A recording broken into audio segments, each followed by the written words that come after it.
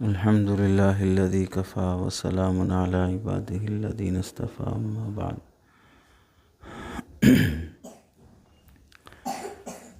سلوک میں چلنے کے آداب محبوب العلماء والصلحاء حضرت جی پیر صاحب رحمۃ اللہ علیہ کی لکھے ہوئے، اس سے پہلے بھی آئی بات کہ سالک کے بھی آداب ہیں، سلوک کے بھی آداب ہیں اور مرشد کے بھی آداب ہیں۔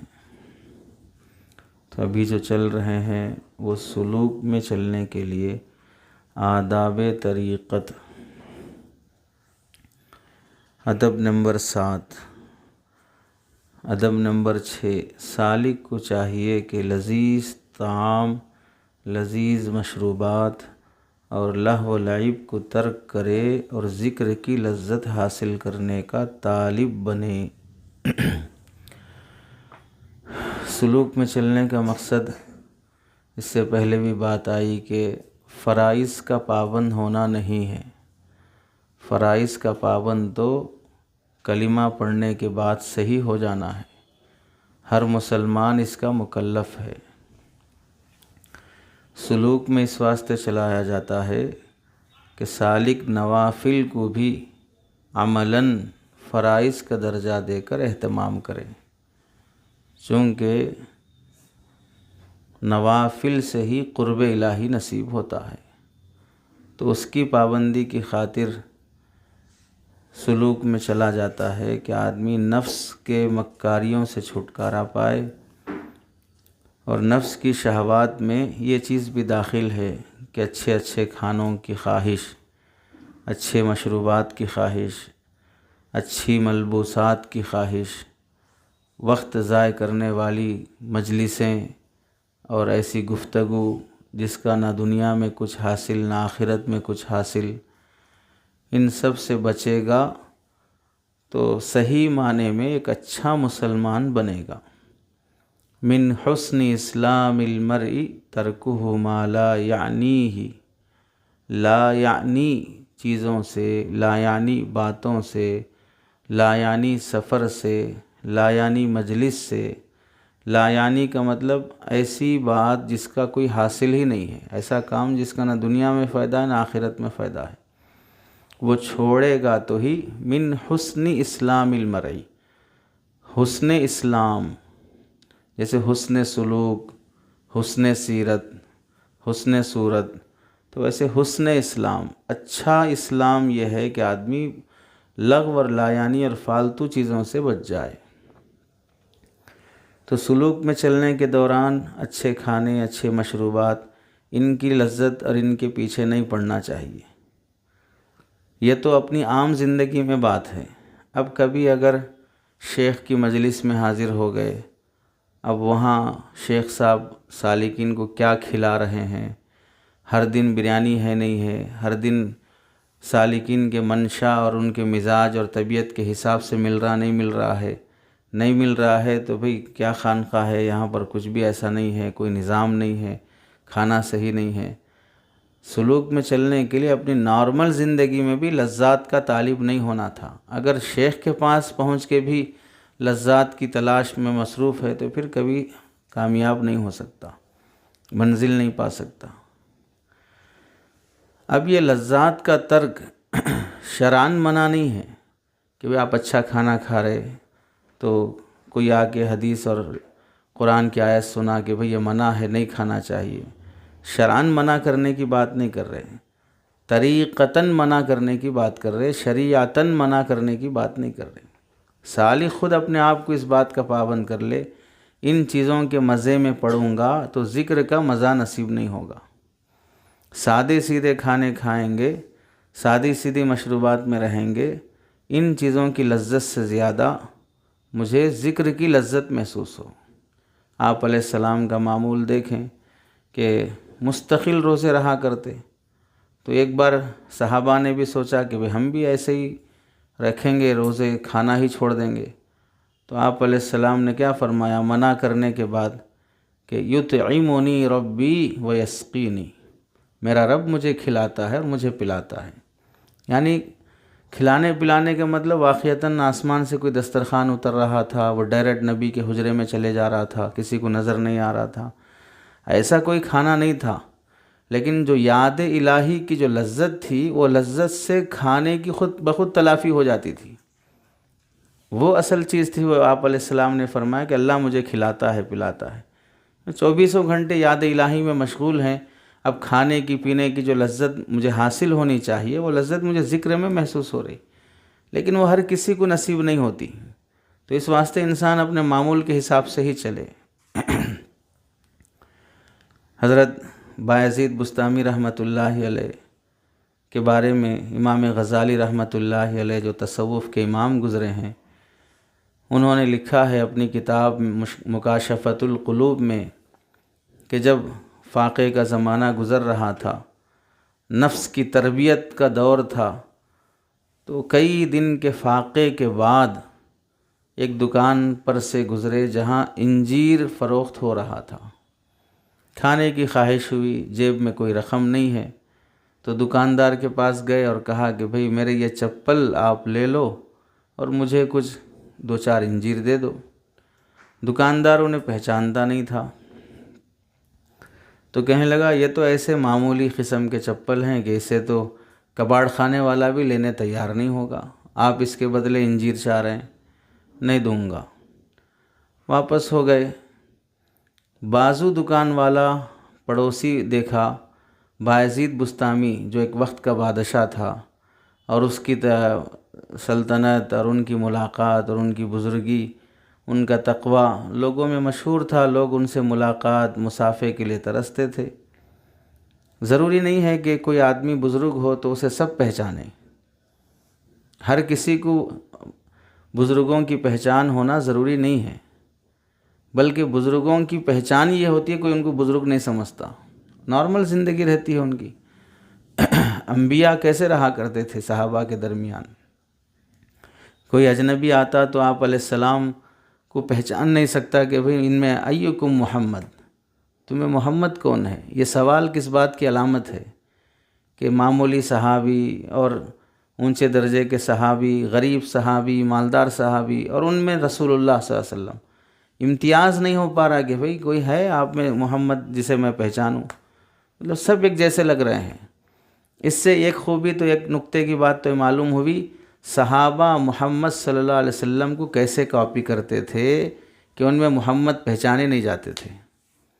ایک نقطہ تو یہ معلوم ہوا کہ آپ علیہ السلام کی اتباع اور اطاعت اور مشابہت کا اعلیٰ درجہ یہ تھا کہ حضور پاک صلی اللہ علیہ وسلم اور صحابی دونوں ممتاز نہیں ہوتے تھے، اس درجے صحابہ حضور صلی اللہ علیہ وسلم کی کاپی مارتے تھے، مشابہت اتباع کرتے تھے۔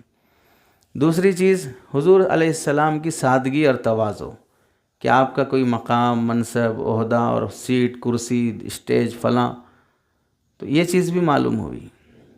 تو ضروری نہیں ہے کہ جو بزرگان دین ہیں انہیں سب لوگ پہچانیں، اور کسی بزرگ کے ساتھ ایسا ہوتا بھی ہے کہ کوئی ان کو اگنور کرتے ہیں، نہیں پہچانتے ہیں اور عزت نہیں کرتے ہیں، تو ان کے دل پر کوئی بار بھی نہیں گزرتا، ارے کیسا آدمی ہے، میں اتنا بڑا بزرگ ہوں، مجھے اتنی بڑی ولایت نصیب ہے، اتنے انٹرنیشنل شیخ اور مرشد سے مجھے اجازت حاصل ہے، مجھے کوئی پہچانتا نہیں ہے۔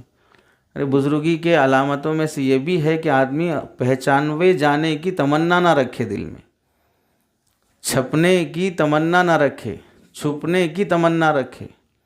شہرت دراصل ایک مصیبت ہے جو بلا معاوضے کے حاصل ہوتی ہے۔ بہت سی مصیبتیں آدمی اپنے ہاتھ سے مول لیتا ہے، شہرت بھی وہ مصیبت ہے جو انسان خود سے حاصل کرنا چاہتا ہے۔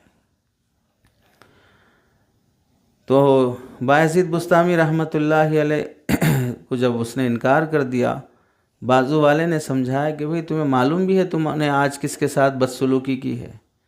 یہ بایزید بسطامی ہیں جن کی تقوی طہارت کا، سلطنت کا، ماضی کا یہ عالم تھا۔ وہ کسی کو اپنے پاس مسافے کا، رہنے کا، اپنے بچے ہوئے مشروب کا دے دیں تو وہ بندہ اپنے آپ کو فخر کرتا ہے، وہ تمہارے دکان پر آئے اور تم سے اپنے جوتے دیے، ان کا بچا ہوا پینے کو لوگ ترستے ہیں، ان کی طرف سے ملنے والے جوتے کتنی بڑی چیز ہوتی ہے۔ تو یہ ہیبت میں پریشان میں اپنے غلام سے کہا کہ انجیر کا پورا ٹوکرا اٹھا لو یہاں سے اور لے جا کے ان بزرگ کو حوالے کرو، اور اگر تم ان بزرگ کے حوالے کرنے میں کامیاب ہو گئے تو میں تم کو اپنی غلامی سے آزاد کر دوں گا۔ تو پہلے تو دو چار انجیر جوتوں کے بدلے دینے تیار نہیں تھا، پورا ٹوکرا حوالے کر رہا ہے۔ غلام آیا اور بایزید بسطامی رحمۃ اللہ علیہ سے درخواست کی کہ حضرت یہ انجیر ہدیہ ہے، قبول کر لیں۔ تو امام بایزید بسطامی رحمۃ اللہ نے فرمایا کہ نہیں، اب نہیں قبول کروں گا، اب نہیں لوں گا۔ پوچھا کیوں؟ فرمانے لگے پہلے وہ مجھے پہچانتا نہیں تھا، اب مجھے جان گیا ہے، تو اب وہ مجھے انجیر ہدیہ نہیں کر رہا ہے، وہ میرے تقوی اور دین کا سودا کر رہا ہے، میری بزرگی خریدنا چاہ رہا ہے، بزرگ ہیں دے دو لے جا کے۔ تو آپ نے فرمایا واللہ لا آکل التین الی یوم الدین، بخدا اب موت تک کبھی انجیر نہیں کھاؤں گا، قسم کھا لی۔ تو غلام کہنے لگا کہ حضرت ایسا نہ کہیں، آپ قبول کر لیں گے تو میری غلامی سے آزادی ہو جائے گی۔ تو حضرت نے فرمایا صحیح بات ہے، تم غلامی سے آزاد ہو جاؤ گے، لیکن میں قبول کر لوں گا تو اپنے نفس کا غلام بن جاؤں گا۔ تمہیں آزادی نصیب ہو جائے گی لیکن میں غلام بن جاؤں گا۔ اور اس نفس کو اسی طرح تربیت کرنا ہے کہ جب اس نے خواہش کی تو نہیں ملا، اب مل رہا ہے تو اب نفس تو چاہ رہا اندر سے، پھر بھی نہیں کھلاؤں گا اس کو۔ تو ایسے انہوں نے لذات ترک کر کے اپنی تربیت کی ہے، تب جا کے دنیا سے جا کے سالوں ہو گئے، ابھی بھی نام عظمت سے لیے جاتے ہیں، عقیدت سے لیے جاتے ہیں، لوگ ان کے تذکروں سے بھی اللہ کو یاد کرتے ہیں۔ اللہ والے تو وہ ہیں جنہیں دیکھ کر اللہ یاد آئے، یہ اللہ والے ایسے ہیں جنہیں دیکھنے کی بھی ضرورت نہیں ہے، صرف نام سن لو تو اللہ یاد آ جاتا ہے، یہ ایسے گزرے ہیں۔ تو سلوک میں چلنے کے لیے ان آداب کی رعایت ضروری ہے۔ ہر جمعرات آیا ہوٹلوں میں کھا رہے ہیں، جب دیکھو عصر کے موقع پر آپ میں سے بعض طلباء بھی ہیں جو سلوک میں چلتے ہیں، ہوٹلوں پہ کھڑے نظر آتے ہیں، چائے پیتے نظر آتے ہیں۔ یہ ضروری نہیں ہے کہ آپ کا ناظم آپ کو دیکھے، آپ کا استاذ آپ کو دیکھے نہ دیکھے، لیکن سلوک میں آ جانے کے بعد ایسی بازاری پن والی حرکتیں کرنے سے ترقی نہیں ہوتی۔ حضرت جی رحمۃ اللہ علیہ کا مستقل بیان ہے ہوٹلوں کے کھانوں کی مذمت پر، کہ اس سے نفس پر کتنا اثر پڑتا ہے اور سلوک کی ترقی میں کتنی رکاوٹ ہوتی ہے۔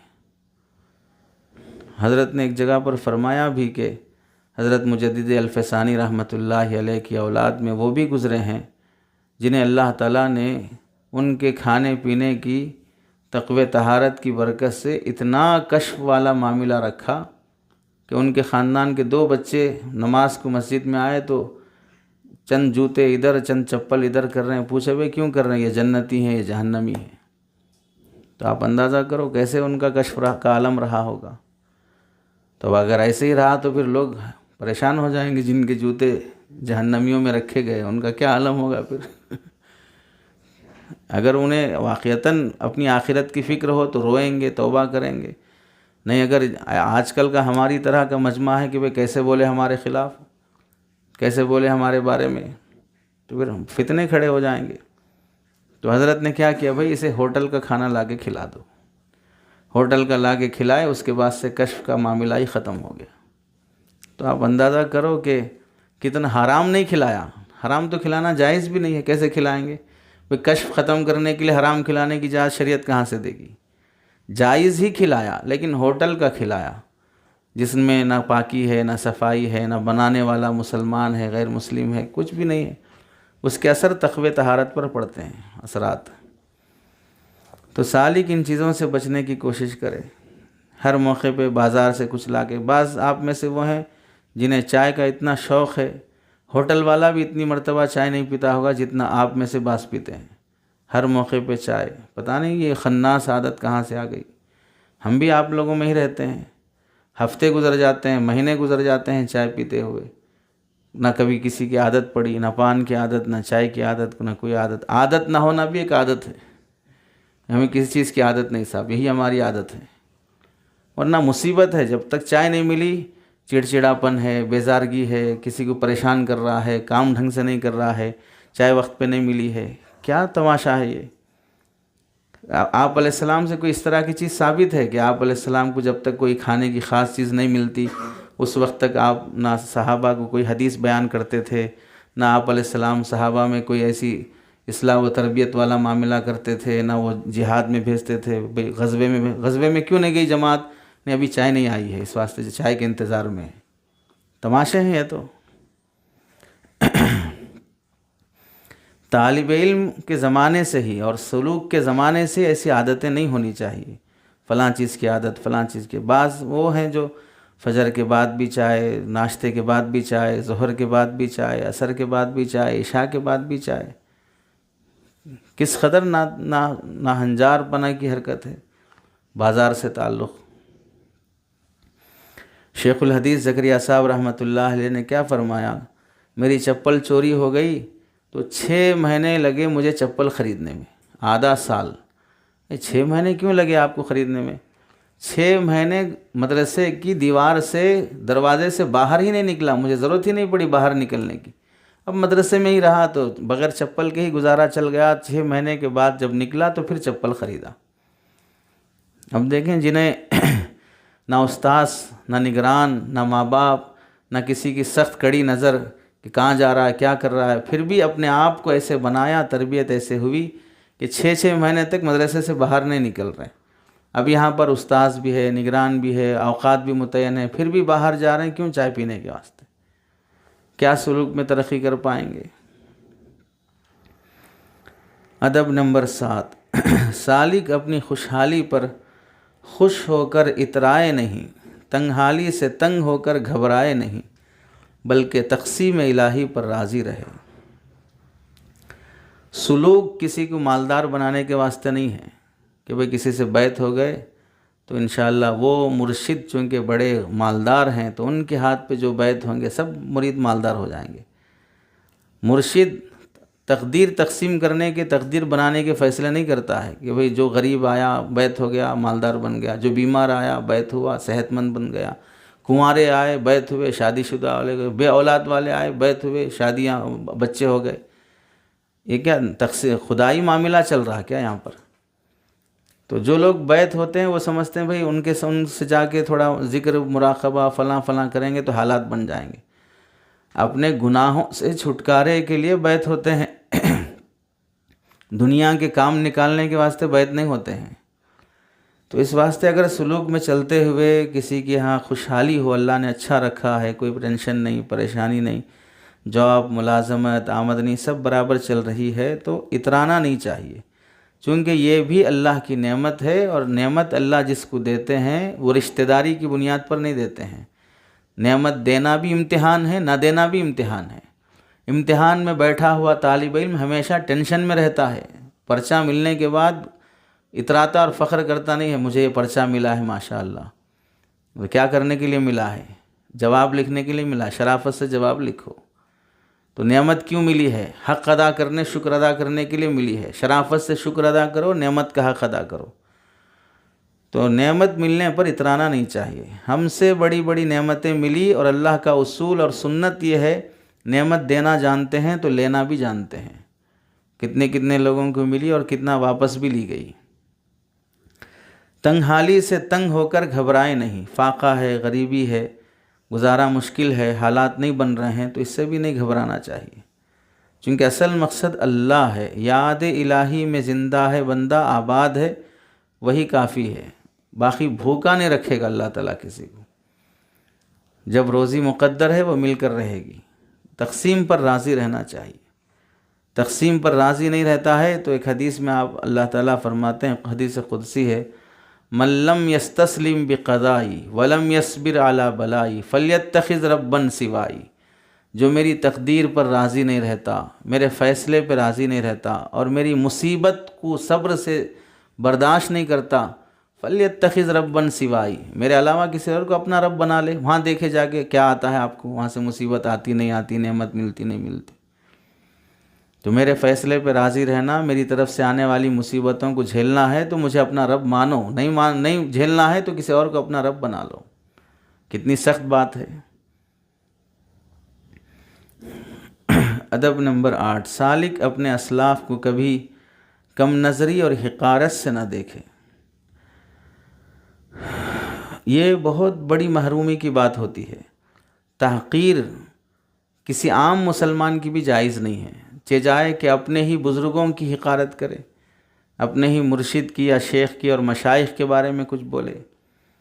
بعض ذاتاً اور نسباً ایسے کم ظرف نکلتے ہیں، وہ چاہے کتنے بھی بڑے سے بڑے شیخ کے پاس پہنچ جائیں، وہ شیخ کی خوبیاں اور شیخ کے پاس اپنی اصلاح و تربیت کرانے کے بجائے وہاں اپنی گندگی ہی چھوڑ کے آتے ہیں۔ وہ کسی بھی جگہ چلے جائیں، حاصل کچھ بھی نہیں ہوگا۔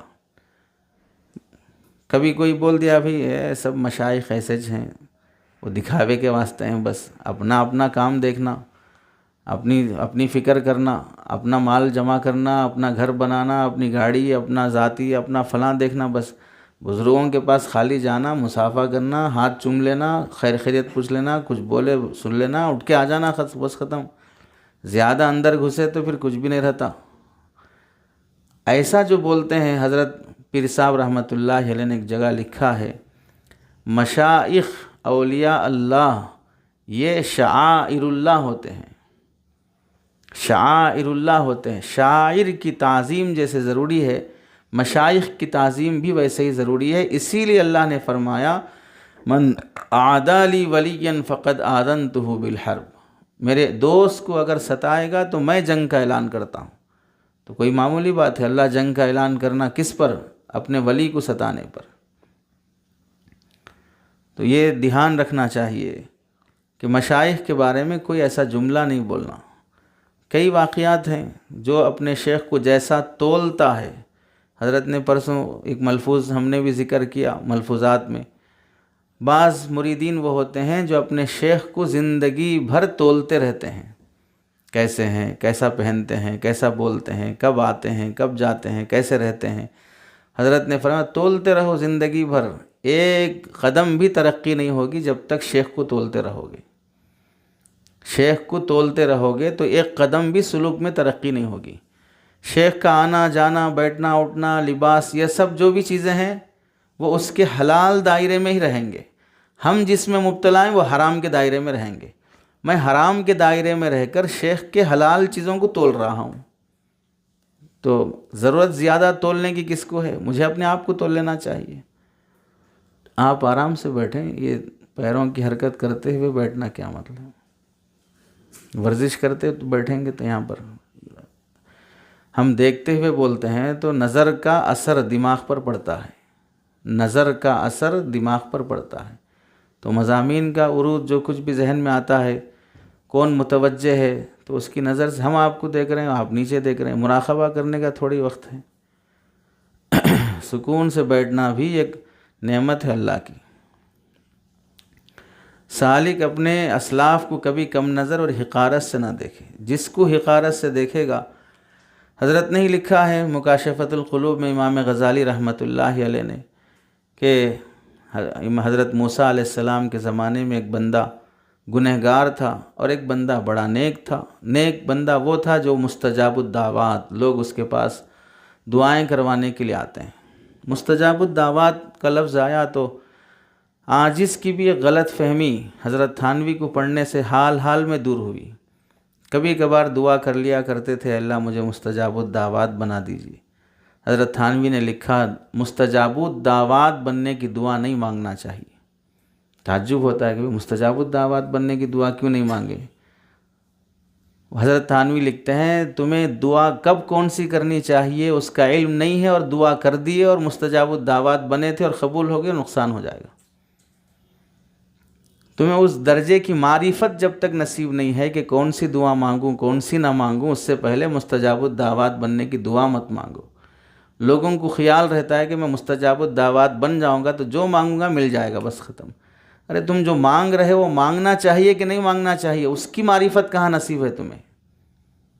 کس قدر گہری بات ہے۔ دیکھیے ایک مجدد ہی تنبیہ اور اصلاح کر سکتا ہے، ورنہ ہم جیسے عام لوگ ہو تو بھئی اگر حضرت تھانوی کی نسبت ہٹا کر اتنا جملہ اگر نقل کرتے پھر مستجاب الدعوات بننے کی دعا نہیں مانگنا چاہیے. کون بولا؟ کوئی جاہل بولا ہوگا یہ بات. ایسا ذہن جاتا آدمی کا. تو وہ بنی اسرائیل کا جو ولی اللہ مستجاب الدعوات شخص تھا، اس گنہگار کو دیکھ کر گھن کرتا اور حقارت کرتا کہ مجھ سے دور رہو، تمہارے بارے میں پورا محلہ بولتا ہے کہ تم کیسے ہو، میرے قریب نہیں آنا. حالانکہ وہ بندہ آ رہا تھا اس واسطے کہ اس کے ہاتھ پر توبہ کر کے بیعت کر کے اپنے گناہوں کی زندگی سے چھٹکارا پالے. اب یہ شخص اس سے نفرت اور گھن کر کے قریب نہیں آنا میرے. اتفاق سے اسی دن حضرت موسیٰ علیہ السلام پر اللہ نے وحی نازل فرمائی اور یہ فرمایا کہ اس ولی اللہ سے کہہ دو کہ ہم نے اس حقارت کی وجہ سے تمہارا مقام اسے اور اس کا مقام تمہیں دے دیا ہے. اس ولایت کی وجہ سے اس کا جو مقام اللہ کے پاس تھا وہ اس گنہگار کو مل گیا، اور اس گنہگار کو اس تحقیر اور توہین کی ذلت جو اس نے برداشت کی کہ بھئی میں اتنا گنہگار کہ کوئی مجھے قریب بھی آنے نہیں دے رہا ہے، کتنا میں نافرمان بن چکا ہوں، یہ شرمندگی جو اس نے اپنے اندر محسوس کی ہے، اس کی وجہ سے اللہ نے اسے ولایت کا اور اسے محرومیت کا فیصلہ کر دیا. اس لیے کسی کو حقارت کی نظر سے نہیں دیکھنا چاہیے. ادب نمبر 9، سلوک میں چلتے ہیں تو سالک اپنے آپ کو مزامیر اور گانا بجانا وغیرہ سے بچائے اور قرآن مجید کی لذت پانے کا متمنی رہے. یہ زبان اور کان کے گناہ یہ بھی نفس کا شائبہ اور اس کا حصہ رہتا ہے. بہت سے وہ طلباء ہیں یا سالکین ہیں، اپنے گھروں میں تھے، اسکول کے ماحول میں تھے، وہاں گانے سنے، فلمیں دیکھے، فلاں کرے. اب آنے کے بعد وہی پرانی عادتیں باقی رہتی ہیں. پڑھیں گے، رہیں گے ہفتہ بھر، جمعرات کو جب چھٹی ملی جائیں گے. وہ پابندی کے ساتھ کوئی نہ کوئی گانا دیکھے، کوئی نہ کوئی فلم دیکھے، کچھ نہ کچھ کر کے آئے، اور یہاں آنے کے بعد بڑے شریف دکھتے ہیں، بڑے صوفی دکھتے ہیں، بڑے خاموش دکھتے ہیں، اور یہ سمجھتے ہیں کہ میں جو کچھ بھی کر کے آیا ہوں کسی کو کچھ خبر نہیں ہوگی. حضرت ابن عباس رضی اللہ تعالیٰ عنہما فرماتے ہیں ہماری مجلس میں وہ لوگ آتے ہیں جن کی آنکھوں سے زنا ٹپکتے ہوئے ہمیں نظر آتا ہے. اللہ کے بعض اولیاء وہ گزرے. امام ابو حنیفہ کی کرامت اور کشف کتنا مشہور ہے. وضو کرتے ہوئے پانی جو بہہ کے جاتا تو اس سے وضو کرنے والے کے گناہ اس میں بہتے ہوئے نظر آتے تھے. مانگا اللہ سے، اللہ یہ نعمت مجھ سے واپس لے لیجیے ورنہ کس کس کے عیب دیکھتے رہوں گا میں. وہ تو اتنا اپنے آپ کو بچاتے تھے، دوسروں کے عیب اللہ نہ دکھا دیتے تو بھی دیکھنے تیار نہیں ہوتے تھے. تو اس نے ستاری کی چادر ڈال رکھی ہے. تو یہ حال ہے کہ ہم تنہائی کے گناہ کر کے آ بھی رہے ہیں تو کوئی پوچھ بھی نہیں رہا ہے، عزت ہے، سلام ہے، فلاں ہے، ورنہ چہرے سے بے نوری صاف نظر آتی ہے. ہمارے ہی مشائخ میں کتنے وہ نہیں ہیں کہ طالب علم سبق کی حاضری کے لیے احتلام ہو گیا، غسل کی حاجت ہے، پھر بھی آ کے بیٹھ گیا. قریب کے مشائخ کا واقعہ ہے. تو حضرت نے فوراً کلاس میں ایک طرح کی ظلمت محسوس کی اور دل پر الہام ہوا، فوراً کہا کہ نہیں سبق نہیں پڑھیں گے آج، چلو سب تالاب جاتے ہیں تیرنے کے لیے. تالاب گئے، وہاں پر تیرے، نہایا، اس کا بھی غسل ہو گیا جس کو واجب تھا، پھر وہیں تالاب کے پاس بٹھا کر سبق پڑھا کے واپس لائے. تو اللہ نے کیسے الہام کیا. تو تنہائی کے گناہ کر کے آ کے یہاں پر ایسا سوچ کے بیٹھنا کہ بھئی کسی کو بھی نہیں معلوم میں جو کر کے آیا ہوں. بعض کے اندر جو بیماریاں ہوتی ہیں ایک حد تک بحیثیت انسان امید لگا کر ساتھ لے کے چلتے ہیں کہ اس کے اندر یہ مرض ہے، نظر آ رہا ہے، لیکن چلیں گے ساتھ چند دن لے کر، ہو سکتا ہے کہ چھوٹ جائے. جس دن یہ ہو جاتا ہے کہ اب مشکل ہے اس کا چلنا، تو پھر اللہ تعالیٰ بھی حضرت نوح علیہ السلام پر جیسے وحی بھیج دی کہ اب نوح اب یہ لوگ ایمان لانے والے نہیں ہیں. اس کے بعد ہی حضرت نوح علیہ السلام نے بد دعا کی تھی اپنی قوم کی ہلاکت کی. جب اللہ تعالیٰ نے وحی بھیجی کہ اب یہ ایمان لانے والے نہیں ہیں تو معلوم ہوا ایک مرحلہ ایسا آتا ہے کہ جہاں فیصلہ خداوندی ہو جاتا ہے کہ اب سدھرنے والا نہیں ہے. ایسے آپ میں سے بعض لوگوں کی گالیوں کی بہت عادت رہتی ہے، جب بات کرو گالی، جب بات کرو گالی. طالب علم کی زبان سے اگر گالی نکلتی ہے تو سمجھ جاؤ کہ وہ محروم طالب علم ہے. یہ زبان قال اللہ و قال رسول کے لیے استعمال ہوتی ہے. اس سے آگے اگر وہ بازاری زبان کے لیے استعمال کر رہا ہے بہت جلد وہ علم سے محروم ہونے والا ہے، بہت جلد وہ علم سے محروم. اللہ تعالیٰ اپنا نور گنہگار کو نہیں دیتے، فیصلے بہت جلد ہو جاتے ہیں وہاں پر. چاہے انعامات کی بارش ہوتی رہے، عزت ملتی رہے، بظاہر سکون راحت دکھتا رہے، اس لیے ہم میں جو ایسے مرض میں ہیں، کسی کو گانے کا شوق، کسی کو فلم کا شوق، کسی کو موبائل کا شوق، کسی کو گالیوں میں مزہ، گالیوں کے بغیر سکون نہیں، راحت نہیں، دوسروں کو ٹینشن دلانا، بات کرے تو گالیوں سے بات کرنا، ایسے جو افراد رہتے ہیں بہت مشکل ہے اگر اپنے آپ کو بدلنے کی کوشش نہیں کریں گے۔ قرآن مجید اور گالی دونوں ایک زبان پر کیسے آ سکتے ہیں؟ بھئی طالب علم ہے، سالک ہے، صبح اللہ کا نام لے رہا ہے، درود پڑھ رہا ہے، پھر دن چڑھتے چڑھتے زبان پہ گالی آ رہی ہے، کیا مطلب ہوا؟ جس چمچ سے، جس آلے سے تم نے اللہ کا نام لیا، اسی آلے کو تم اب گندگی میں لت پت کر رہے ہو، تو اللہ کیسے گوارا کریں گے اسے؟ تو اس کے بعد ہوتا کیا ہے؟ ذکر کی توفیق چھین لی جاتی ہے۔ اب لائق ہی نہیں تم میرا نام اپنی زبان پہ لینے کے، توفیق ہی نہیں بخشیں گے کہ تم ذکر کے لیے بیٹھو، استغفار کے لیے بیٹھو، درود کے لیے بیٹھو۔ اب بولتے ہیں وہ موقع نہیں مل رہا ہے، وقت نہیں مل رہا ہے، وہ کیفیت عجیب ہو جا رہی ہے۔ عجیب نہیں، کسی گناہ میں مبتلا ہو جس کی وجہ سے توفیق چھین لی جاتی ہے۔ حضرت مجدد الفسانی رحمۃ اللہ علیہ کی مکتوبات میں لکھا ہے کہ اللہ بعض بندوں سے ایسی محبت کرتے ہیں، وہ نرم بستر پر لیٹا بھی ہو، اسے اٹھا کے اپنے سامنے مصلی پہ بٹھا لیتے ہیں، اسے اپنی ہم نشینی نصیب کرتے ہیں، میرے ساتھ بیٹھو تم، یہاں ذکر میں بیٹھو، یہاں دعا میں بیٹھو تم۔ اللہ کو اس کا بیٹھنا پسند آتا ہے، اور بعض کو اللہ کا بیٹھنا اتنا ناپسند ہوتا ہے، وہ الارم لگا کر وضو کر کے اٹھ کر مصلی پہ بیٹھ بھی جائے تو اللہ اسے فوراً سلا دیتے ہیں، مزہ نہیں آ رہا ہے، 2 رکعت ڈھنگ سے پڑھا پھر فوراً جا کے سو گیا، وہ مطمئن رہتا چلو بھی آج تہجد ہو گئی۔ اسے حضرت نے لکھا ایک جگہ پر، مصلوں پر لمبا بیٹھنا بھی یہ اللہ سے محبت کی علامت ہوتی ہے، بیٹھا رہو میرے ساتھ، یعنی مصلی پہ بیٹھنا گویا کہ اللہ کے سامنے بیٹھنا ہے، اس کی ہم نشینی ہے یہ، اور یہ گناہ کی نحوست ہوتی ہے جو اس سے محروم کر دیتی ہے بندے کو۔ اور گانے کا گناہ تو حدیث کی روشنی سے ہی اندر نفاق پیدا کرتا ہے، تو منافق کو کہاں سے اللہ کی ولایت، اللہ کے نام کی لذت نصیب ہو سکتی ہے؟ تو جو سالک ان امراض میں مبتلا ہے کہ گانے کا شوق، فلم کا شوق، فلاں شوق، تو اسے بہت ڈرنا چاہیے۔ اللہ اپنے نام کی لذت بھی نصیب نہیں کرتے ہیں بلکہ ذکر کی توفیق بھی چھین لیتے ہیں۔ ادب نمبر 10، سالک کو چاہیے کہ لوگوں کی تعریف کرنے اور نیک کہنے سے مغرور نہ ہو بلکہ اسے آزمائش سمجھے۔ حضرت جی رحمۃ اللہ علیہ کا خود معاملہ ہے، عاجز نے بھی ملفوظات میں ذکر کیا ہے۔ ایک جگہ فرماتے ہیں جب ہم تاشقند کا سفر کیے تو وہاں پر جب مجلسیں ہوئی، کافی رجوع ہوا تو لوگوں نے بہت تعریف کی کہ 50 60 70 سال کے بعد ہم نے کسی اللہ والے کو اپنے یہاں پر اس طرح رجوع ہوتے ہوئے دلوں کی تسخیر دیکھی، جہاں مجلس لگ رہی ہے ہزاروں لوگ امنڈ کے آ رہے ہیں۔ تو اس وقت جب تعریف ہونے لگی حضرت کی تو حضرت اپنے آپ سے خطاب کرتے ہوئے فرماتے ہیں کہ ذوالفقار تمہاری کیا حیثیت تھی؟ یہ اللہ تعالیٰ کی ستاری کی تعریف کر رہے ہیں، تمہاری نہیں کر رہے ہیں۔ اللہ نے تمہارے اوپر اپنی ستاری کی چادر ڈال رکھی ہے، اس کی تعریف ہو رہی ہے، اگر وہ ستاری کی چادر ہٹاتے تو تمہارا کیا ہے تمہارے پاس کہ تمہاری تعریف کی جا سکے؟ میں گھر کا دروازہ بند کرنے کے بعد کیا کر رہا ہوں، باتھ روم کا دروازہ بند کے کیا کر رہا ہوں، بیڈ روم کا دروازہ بند کر کے کیا کر رہا ہوں، نہیں جانتا ہے وہ اللہ تعالیٰ۔ وہ اگر وہ دروازے کھولنا شروع کر دیں، ایک ایک کی کھڑکیاں کھل جائیں، ایک ایک کے دروازے کھل جائیں، چھت اڑ جائیں، تو پھر دیکھو کیا عالم ہوگا۔ تو جو کچھ بھی تعریف ہو رہی، ماشاءاللہ آپ کے چہرے پہ نور ہے، ماشاءاللہ آپ کی پگڑی اچھی ہے، ماشاءاللہ آپ کا بیان اچھا ہے، ماشاءاللہ آپ کی قرات اچھی ہے، یہ سب چیزیں اس کی ستاری کی تعریف ہے، بس اس نے چادر ڈال رکھی اس واسطے تعریف ہو رہی، ورنہ پھر اللہ وہ چادر ہٹا دیں تو کوئی تعریف نہیں کرے گا کسی کی۔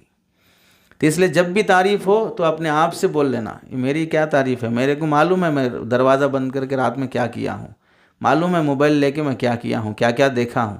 تو وہ اگر اس کو معلوم ہو جائے تو یہ تعریف تھوڑی کرے گا، جوتے مار کے بھی جائے گا، عالم ہو کے ایسے کرتے، طالب علم ہو کے ایسے کرتے، حافظ ہو کے ایسے کرتے، میں تو آپ کو بہت بڑا نیک سمجھ رہا تھا۔ یہ سمجھ رہا تھا، بس تھا نہیں میں ویسا، یہ سمجھ رہا تھا، اپنی سمجھ کے حساب سے تعریف کر دیا بیچارہ۔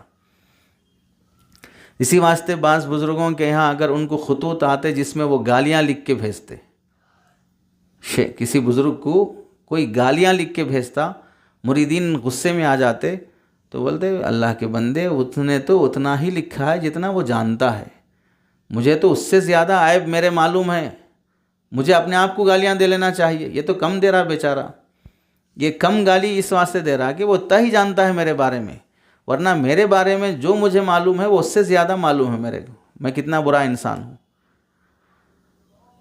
تو حاصل یہ ہے کہ سلوک میں چلنے کے آداب ہیں، ان آداب کی رعایت کرنا چاہیے۔ اللہ تعالی ہم سب کو سلوک کی قدر اور ان کے آداب کی رعایت نصیب فرمائیں۔